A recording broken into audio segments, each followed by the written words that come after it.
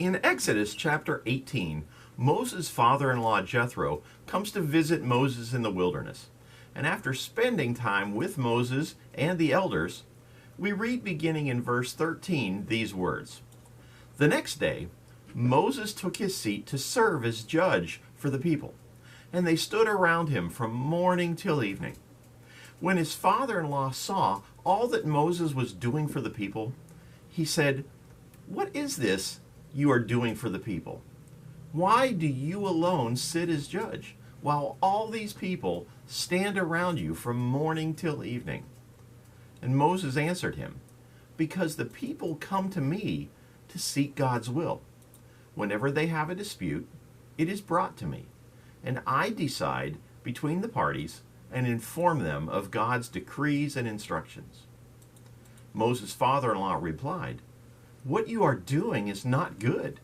You and these people who come to you you'll wear yourselves out. The work is too heavy for you. You cannot handle it alone." Now, as we travel on the highways, maybe you've noticed on the back of tractor trailers a sign that communicates their load limit.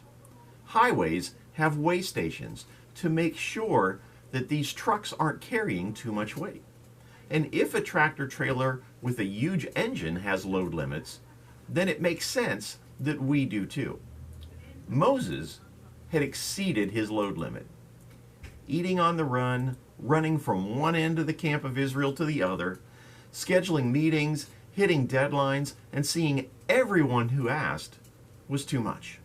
On the inside, he was dying.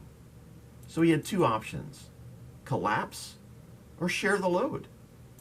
Moses' father-in-law Jethro told him to evaluate what only he could do and delegate the rest. Anytime you are staring at a job that looks larger than you can handle alone, understand that God is telling you, don't try it alone. But Jethro didn't tell Moses to ditch the work and throw it on just anybody. That's a formula for disaster. So to delegate successfully, you have to do these three things. Number one, get the right people. Number two, give them the right task. And then number three, trust them to do it right. Don't micromanage them. So the word for you today is actually a bunch of words. Do what only you can do. Delegate the rest to others, and trust God for success. We want to invite you to join us this Sunday morning for worship at the Village Church. Our services are at 9 and 11 a.m. and will include communion this week. And if you can't join us in person, I hope that you will join us on our Facebook page or our YouTube channel at the Village Church at World Golf Village. This Sunday is also another Sunday in our monthly concert series. The concerts begin on the first Sunday of each month at 2 p.m. with our worship director, Nick Patterson, and friends.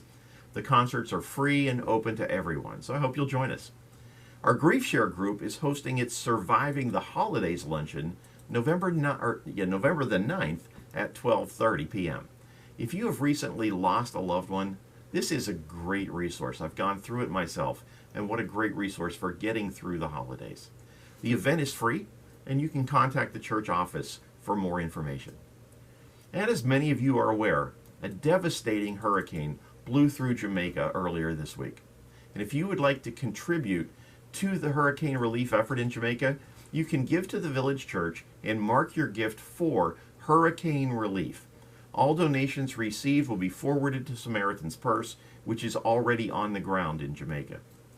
And finally, with government assistance programs shutting down, even though our local food pantry is closed for renovations, there are many folks that are in need. So we are resuming food collections beginning this Sunday. And this will continue through the holidays so that we can help local families in need. So we thank you for your generosity. Now tonight, be careful of all the trick-or-treaters who will be out. And let's make sure that all of our kids are safe. And you can catch me giving out candy at Tokoi Creek's Trunk or Treat Festival before tonight's final football game at home against Oakleaf, as well as during the game to all those kids who have to be there because their senior brothers and sisters are being honored tonight, as well as all the kids who have just chosen to support their friends who are out on that field one last time.